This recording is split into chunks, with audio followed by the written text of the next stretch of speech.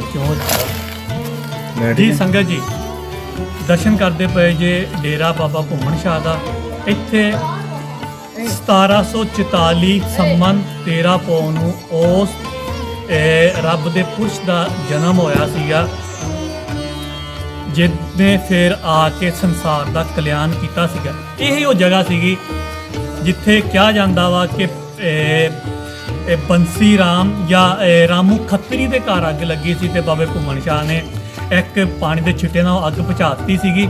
एक पानी के छिट्टे नाल पूरे घर में लगी अग जिहड़ी सी बुझाती सी। और दूसरा चमत्कार किया सीगा कि बंसी कोड़ी जो कोल आया सी तो इस तरह फड़िया सी ते कोड़ उहदा दूर हो गया सी। बहुत चमत्कार है।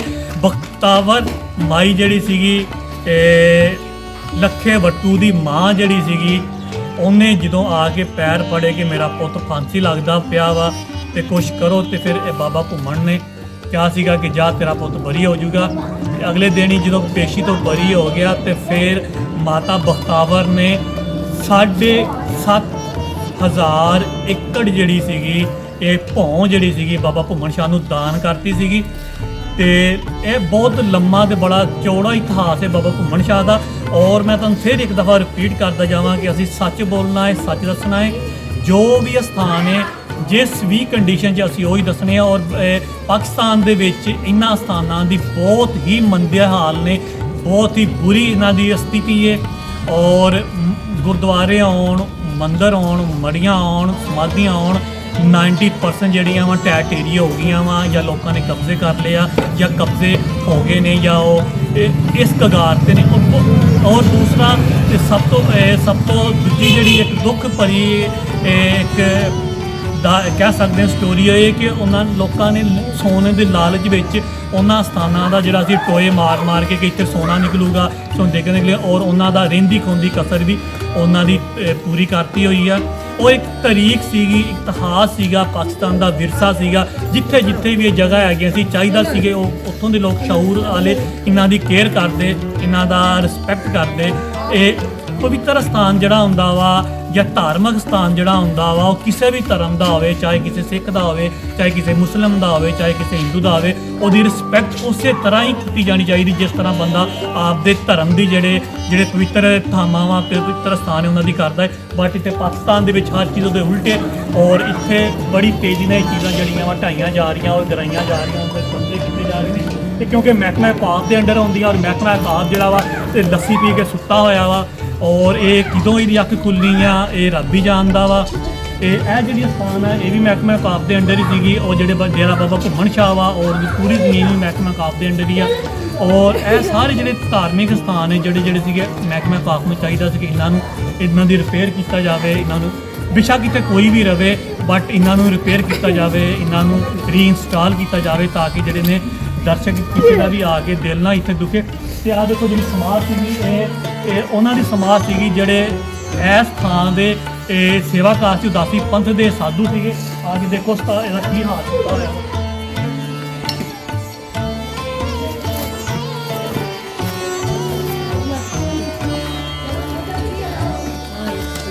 बहुत वधिया चित्रकारी की हुई सी। इत्थे देखो कि कितना समय बतीत हो गया लेकिन सिर्फ खुद ये चीज़ां जड़ियाँ वा कीतियां गई, कुछ बच्चों ने करतियां हुई जड़ियाँ ठीक आ। और कुछ समय के नाल नाल ते आहिस्ता आहिस्ता जड़ियाँ वा गैर महसूस तरीके से डिग्गियां जा रही। समाज सीगी जी सीगी समाज सीगी जी सिर्फ इस करके खोदी गई है कि इतों शायद सानू सोना निकल जाएगा सोने। और एक पहली जगह नहीं है पाकिस्तान के 90% में जगह इस तरह देखा कि जगह जगह जगह खोदियां हुई सोने के लालच वो जोड़े ने इंसान नहीं कह सकते, वो दरिंदे ने, वो जानवर ने जोड़े इन्होंने थावां का जोड़ा वा वो करते हैं। और यह सिर्फ एक पवित्र स्थान सीगा, एक समाज सी या सिंपल लफ्ज़ों में कह सका कि कबर सी जिन्हों उसकी बेहुरमती की गई है और सारी खोल दी गई है। और देखो अंदरों कितना वधिया सीगा अंदर चित्रकारी सी जी समय के नाल महाराजा रणजीत सिंह की आने पीछे अगर तुम करो थोड़ा कि कैमरा चलाओ कैमरा चला के दूसरे पास करके लाइट ऑन करो ये मैं या वीडियो रोकदा ही थी। हाँ ਇਹ ਜਿਹੜੇ ਚਿੱਤਰਕਾਰ ਬਣਿਆ ਸੀਗਾ ਇਹ ਮਹਾਰਾਜਾ ਰਣਜੀਤ ਸਿੰਘ ਦਾ ਚਿੱਤਰ ਬਣਿਆ ਹੋਇਆ ਸੀਗਾ। ਲਿਖਿਆ ਹੋਇਆ ਸ਼ਾਹਮੁਖੀ ਜੀ ਵੀ ਲਿਖਿਆ ਹੋਇਆ ਔਰ ਗੁਰਮੁਖੀ ਜੀ ਵੀ ਲਿਖਿਆ ਹੋਇਆ ਮਹਾਰਾਜਾ ਰਣਜੀਤ ਸਿੰਘ, ਔਰ ਇਹ ਉਹਨਾਂ ਦੇ ਸਪੁੱਤਰ ਨੌਨਹਾਰ ਸਿੰਘ ਦੀ ਸੀਗੀ। ਔਰ ਇਹ ਜਿਹੜਾ ਸਮਾਧ ਹੈ ਇਹ ਨਾਨਕਸ਼ਾਹੀ ਹੀ ਇੱਟਾਂ ਇੱਥੇ ਇਸਤੇਮਾਲ ਹੋਈਆਂ ਵਾ। ਇਹਦਾ ਮਤਲਬ ਹੈ ਕਿ ਮਹਾਰਾਜਾ ਰਣਜੀਤ ਸਿੰਘ ਦੇ ਸਮੇਂ ਦੇ ਵਿੱਚ ਇਹਨੂੰ ਦੁਬਾਰਾ ਰੀਇੰਸਟਾਲ ਕੀਤਾ ਗਿਆ ਸੀਗਾ ਇਸ ਸਮਾਧ ਨੂੰ। ਔਰ ਇਸੇ ਤਰ੍ਹਾਂ ਹੀ ਇਹਦੇ ਕੁਝ ਚਿੱਤਰ ਜਿਹੜੇ ਨੇ ਦਿਖਦੇ ਪਏ ਨੇ। ਔਰ ਇਸ ਪਾਸੇ ਵੀ ਜਿਹੜਾ ਚਿੱਤਰ ਬਣਿਆ ਹੋਇਆ ਵਾ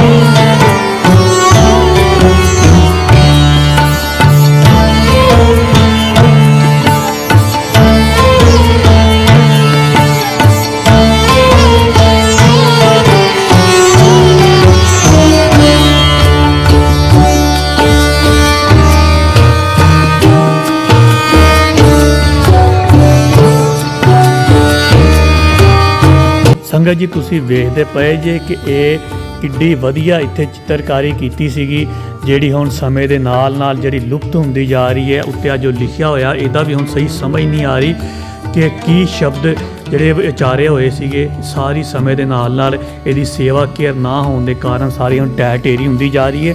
ਤੇ ਉਹ ਪਵਿੱਤਰ ਪਵਨ ਸਥਾਨ ਸੀਗਾ ਜਿੱਥੇ ਬਾਬਾ ਭੁੰਮਣ ਸ਼ਾਹ ਜੀ ਦਾ ਜਨਮ ਹੋਇਆ। ਇਹ ਸਥਾਨ ਜਿਹੜਾ ਵਾ ਕਸੂਰ ਦੇ ਕੋਲ ਤਹਿਸੀਲ ਦੀਪਾਰਪੁਰ ਦੇ ਇੱਕ ਛੋਟੇ ਜਿਹੇ ਸ਼ਹਿਰ ਹੁਜਰਾ ਸ਼ਾਮਕੀਨ ਦੇ ਕੋਲ ਪਿੰਡ ਬਹਿਲੋਲਪੁਰ ਦੇ ਵਿੱਚ ਹੈ। ਇਹ ਜਿਹੜਾ ਪਾਕ ਸਥਾਨ ਸੀ, ਪਵਿੱਤਰ ਸਥਾਨ ਸੀਗਾ, ਜਿਹਨੂੰ ਜਨਮ ਬਾਬਾ ਭੁੰਮਣ ਸ਼ਾਹ ਜੀ ਕਿਹਾ ਜਾਂਦਾ ਜਾਂ ਜਨਮ ਸਥਾਨ ਬਾਬਾ ਭੁੰਮਣ ਸ਼ਾਹ ਜੀ ਕਿਹਾ ਜਾਂਦਾ, ਜਿਹੜਾ ਹੁਣ ਢਹਿ ਢੇਰੀ ਹੁੰਦਾ ਪਿਆ ਵਾ।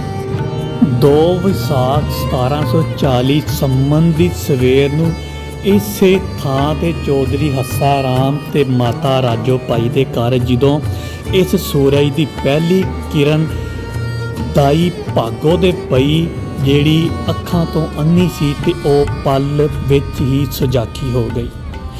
ਵਿਆਹ ਤੋਂ ਬਹੁਤ ਸਮੇਂ ਬਾਅਦ ਬੜੀਆਂ ਅਰਦਾਸਾਂ ਤੇ ਮਨੋਤੀਆਂ ਤੋਂ ਬਾਅਦ ਆਪਣੇ ਈਸ਼ਟ ਬਾਬਾ ਸ਼੍ਰੀ ਚੰਦ ਜੀ ਦੇ ਆਸ਼ੀਰਵਾਦ ਰੂਪ ਇਸ ਦਾਤ ਨੂੰ ਪਾ ਕੇ ਭਾਈ ਹੱਸਾ ਰਾਮ ਜੀ ਨਿਹਾਲ ਹੋ ਗਏ ਤੇ ਉਹ ਪਾਕ ਪਤਨ ਪੰਡਤ ਦਾਤਾ ਰਾਮ ਜੀ ਦੇ ਕੋਲ ਗਏ ਇਸ ਬੱਚੇ ਦੇ ਨਾਮਕਰਨ ਵਾਸਤੇ ਤੇ ਉਹਨਾਂ ਨੇ ਸੱਭਾਂ ਦਾ ਬੋਝ ਉਠਾਉਣ ਵਾਲਾ ਕਹਿ ਕੇ ਵਰਦਾਨ ਤੇ ਬਾਲਕ ਦਾ ਨਾਮ ਭੂਮੀਆਂ ਰੱਖ ਦਿੱਤਾ। ਬੱਚੇ ਜਿਹੜੇ ਨੇ ਛੋਟੇ ਹੁੰਦੇ ਖਿਡੌਣਿਆਂ ਨਾਲ ਖੇਡਦੇ ਨੇ, ਪਰ ਜਦੋਂ ਮਾਤਾ ਰਾਜੋ ਨੇ ਇਸ ਅਨੋਖੇ ਬਾਲਕ ਨੂੰ ਸੱਪਾਂ ਨਾਲ ਖੇਡਦਿਆਂ ਵੇਖਿਆ ਤੇ ਉਹ ਡਰ ਗਈ। ਚੌਧਰੀ ਹੱਸਾ ਰਾਮ ਇੱਥੋਂ ਇਸੇ ਬਹਿਲੋਲਪੁਰ ਨੂੰ ਥੋੜਾ ਸਮੇਂ ਬਾਅਦ ਛੱਡ ਕੇ ਉਹ ਦੀਪਾਲਪੁਰ ਆ ਗਏ ਤੇ ਬਾਲਕ ਭੂਮੀਏ ਨੂੰ ਗਾਵਾਂ ਤੇ ਮੱਝਾਂ ਚਰਾਉਣ ਲਾ ਦਿੱਤਾ।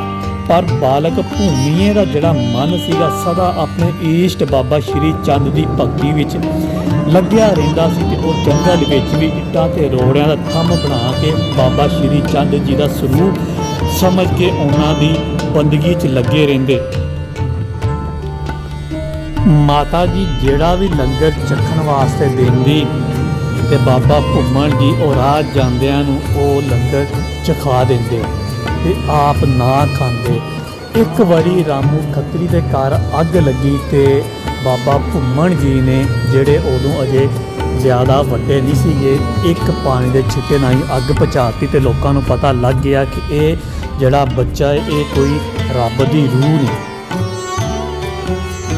ਜਵਾਨੀ ਦੀ ਦਲੀਲ ਤੇ ਪੈਰ ਰੱਖਿਆ, ਪ੍ਰਭੂ ਭਗਤੀ ਦੀ ਲੋ ਹੋਰ ਵਧੀ। ਮਾਪਿਆਂ ਤੋਂ ਇਜਾਜ਼ਤ ਲੈ ਕੇ ਪਿੰਡ ਕੱਚਾ ਪੱਕਾ ਵੱਲ ਰੁਖ ਕੀਤਾ ਤੇ ਪਿੰਡ ਦੇ ਬਾਹਰ ਖੂਹ ਸੀ ਤੇ ਖੂਹ ਨੂੰ ਗੇੜ ਕੇ ਜਦੋਂ ਪਾਣੀ ਕੱਢਣ ਲੱਗੇ ਤੇ ਖੂਹ ਆਪੇ ਹੀ ਚੱਲਣਾ ਸ਼ੁਰੂ ਹੋ ਗਿਆ ਤੇ ਪਾਣੀ ਜਿਹੜਾ ਸੀਗਾ ਆਪੇ ਹੀ ਬਾਹਰ ਆਉਣਾ ਸ਼ੁਰੂ ਹੋ ਗਿਆ।